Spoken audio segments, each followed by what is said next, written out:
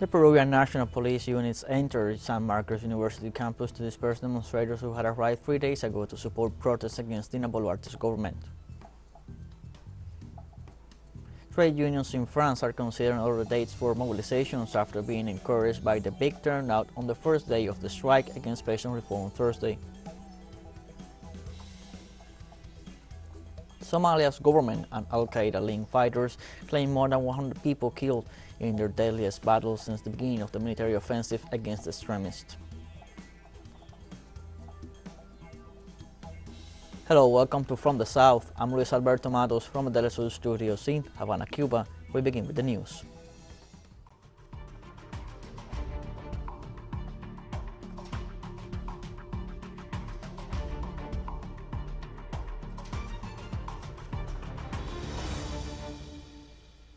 Peruvian National Police units entered San Marcos University campus to disperse demonstrators who had arrived 3 days ago to support protests against Dina Boluarte's government. The operation began at around 9:30 a.m. local time when a group of motorized agents arrived at the front of the Dean of America to guarantee security in the area. The agents, with the support of a tank, managed to break one of the main gates of the university campus in order to allow entrance to the police, who were carrying shields and helmets. According to the agreement of the University Council, the rector of the university, Heri Ramon, had indicated that the demonstrators could only stay for one night.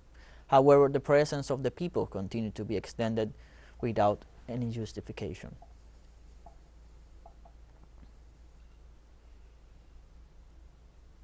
Social movements from different parts of the world expressed on Friday their solidarity with the Peruvian demonstrators who have been repressed by the police and military forces, with at least 53 deaths counted. Various organizations in the region and in Europe have described the government headed by President Dina Boluarte as a dictatorship. From Cuba, the Red Scarves pointed out that the revolutionaries have the moral obligation to show solidarity with the Peruvian people. Also, the Catalan organization of Entre Pueblos expressed its support for the Peruvian protesters. For his part, the Argentinian lawyer, teacher, and popular militant Juan Grabois sent strength to the Peruvian people in their struggle for dignity and total rejection of the repressive government. On Thursday in Bolivia, the Departmental Court of Justice of La Paz ruled Luis Fernando Camacho, governor of Santa Cruz, must remain in pre-trial detention. Judge Rosemary Pavon, who presided over the virtual appeal hearing, ratified Camacho's preventive detention, arguing that the former civic leader has political and administrative power to obstruct the judicial and police investigations into the criminal charges against him. The prominent right-wing politician awaits trial on charges of terrorism for his participation in the 2019 coup d'etat against former President Evo Morales.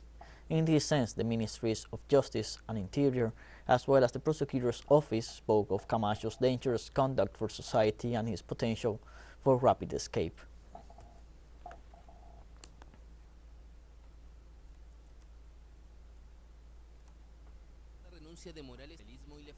On Thursday, Venezuelan President Nicolás Maduro received former Spanish President José Luis Rodríguez Zapatero in Caracas to dialogue about regional issues.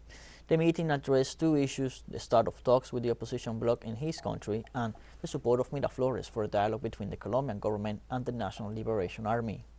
During the meeting, Maduro supported the continuation of the talks with the political opposition to his government, with the purpose of developing a true and open dialogue as the only way to guarantee national peace. For his part, the former Spanish president said that democracy is a continuous dialogue and expressed his wish that the talks between the Maduro government and the opposition's unitary platform culminate in positive results, as well as his support for Venezuela's participation in the dialogue between Gustavo Petro's government and the ELN. The meeting was also attended by the Executive Vice President Delcy Rodriguez, the President of the National Assembly Jorge Rodriguez, and the First Lady Cilia Flores.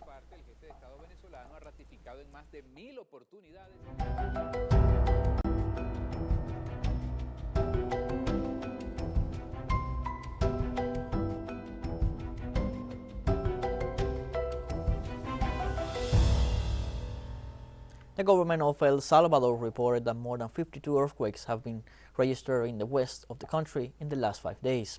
According to reports presented by the Ministry of Environment and Natural Resources, the Central American country continues to suffer from seismic series between the departments of Aguachapan and Santa Ana. In view of this, authorities of civil protection, prevention, and mitigation of disasters issued red alert in both cities given the behavior of the seismic activity in the area. In turn, officials urged the population to comply with the security measures implemented by the agency. Let us take a short break, but first remember you can follow us on TikTok at the account at TeleSUR English, in which you'll be able to see news in different formats, news updates, and much more. Other stories coming up, stay with us.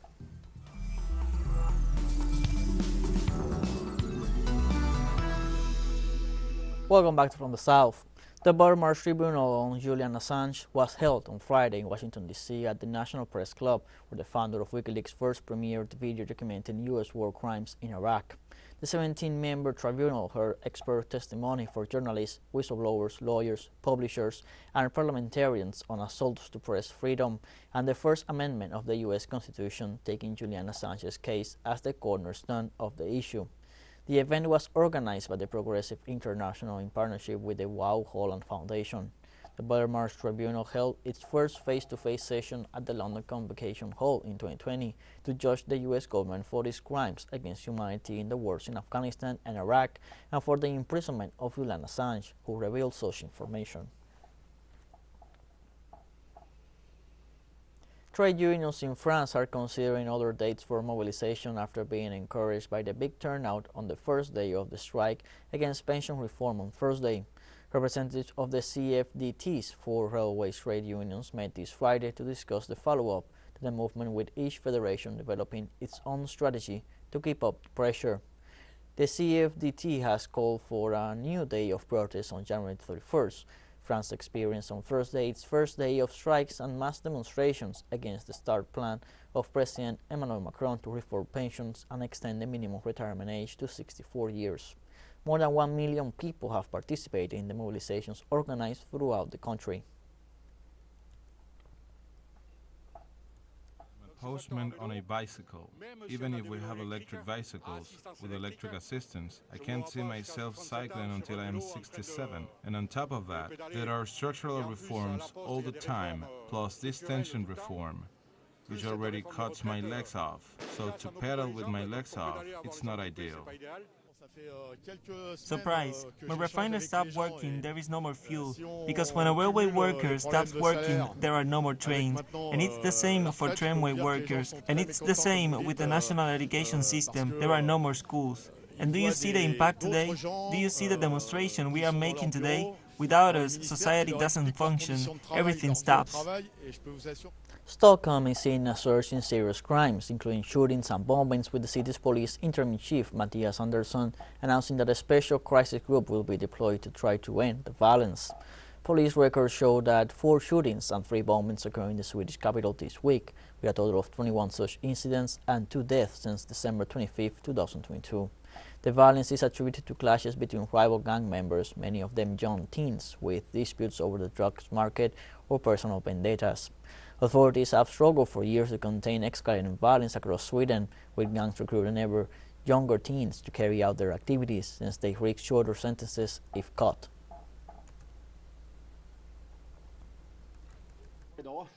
Our main priority in the Stockholm region is to break this cycle of violence. There's nothing more important than that right now. So, to bring an end to this, we have decided to establish a special organization to handle this entire conflict situation and to immediately and as quickly as possible bring an end to it. We have more news coming up after a final short break, so don't go away. Welcome back to From the South. In Sudan, security forces confronted protesters who tried to enter parliament using tear gas and water hoses. The focus of the protest is the rejection of the agreement reached last December between the Sudanese coup plotters and the main pro-democracy group to establish a civilian-led transitional government after the military takeover in 2021. The resistance committees, a group that has spoken out against negotiations with the military, were at the forefront of protests while calling for the top military leaders, General Abdel Fattah Burhan and Mohamed Hamdan Dagalo, to be brought to court. They also say that the demonstrations will continue in the coming days. In the Republic of the Congo, the vocational training center of the Catholic city of Don Bosco was affected by landslides caused by torrential rains. The center, which has been in operation for 30 years as the largest training school for skilled workers north of the capital, Brazzaville, is threatened by constant landslides caused by the torrential rains that fall continuously on the Congolese capital. Local authorities warned that the building's infrastructure was seriously damaged after the collapse of several of its walls. The Weather Service informed that landslides will continue because the rains are not about to stop in Brazzaville. Not only is the school in danger, but the neighboring plots as well. The Don Bosco Center is focused on electricity, construction, and other disciplines. At least 145 passengers are reportedly missing after a motorized boat overloaded with goods and animals sank overnight in a river in the northwestern Democratic of the Congo. Authorities said the boat was heading for neighboring Republic of Congo when it capsized on the Lulonga River on Tuesday night near the town of Basankuzu. Shipwrecks causing dozens of deaths are all too common in remote areas of the Democratic Republic of the Congo, where travel by road is sometimes impossible. Many boats are overloaded with goods and people who cannot swim. Rescue operations are extremely limited in remote parts of the country. In October, more than 40 people died on the Congo River in Equator province in similar circumstances. Somalia's government and Al-Qaeda-linked fighters both claim more than 100 people were killed Friday in their deadliest battle since the government launched a major military offensive against the extremists in August. The government said 7 soldiers, including an officer from the elite U.S.-trained Dana Brigade, were killed in the intense attack, but asserted that the military remained in control of the base. Neither side's claim could be independently verified, but a Galkat resident told reporters that there was heavy gunfire exchanged. Somalia's government declared total war against the extremist group Al-Shabaab last year. The group has thousands of fighters and has long held parts of central and southern Somalia. The government claims it has retaken many communities during what has been described as the most significant offensive in more than a decade. Gabon's foreign minister Michael Moussa Adamo died on Friday after suffering a heart attack during a cabinet meeting. According to a government's brief statement, Moussa Adamo, 62, an ally of President Ali Bongo Ondimba, suffered a heart attack and died despite efforts by specialists to resuscitate him. A source close to the presidential palace said that Adamo had sat down at the start of the cabinet meeting and began to feel unwell. He was taken to a military hospital while unconscious but died just after midday. Reacting to his death, President Bongo described Moussa Adamo as a great diplomat and a true statesman, adding that his part is a huge loss for Gabon. The 16th Congress of the Polisario Front concluded on Friday after approving the election committee the final declaration new proposed amendments to the Constitution and the National Action Program. During the event, letters and recommendations were endorsed, including those addressed to the Sahrawi People's Liberation Army and the Sahrawi political prisoners, as well as to allies and international organizations. Congressmen also approved the National Action Program presented beforehand at the National Preliminary Conference, which included key sectors such as the military, diplomatic, political, and the media. Meanwhile, the Secretary General of the Polisario Front, Rahim Ghali, pointed out that Sahrawis have not closed the door to negotiations and to a peaceful solution to the conflict with Morocco. And we recall at earlier news, Peruvian National Police units entered San Marcos University campus to disperse demonstrators who had arrived 3 days ago to support protests against Dina Boluarte's government. The operation began at around 9:30 a.m. local time when a group of motorized agents arrived at the front of the Dean of America to guarantee security in the area. The agents, with the support of a tank, managed to break one of the main gates of the university campus in order to allow entrance to the police, who were carrying shields and helmets. According to the agreement of the University Council, the rector of the university, Harry Ramon, had indicated that the demonstrators could only stay for 1 night. However, the presence of the people continued to be extended without justification. More information will be provided in the next newsletter.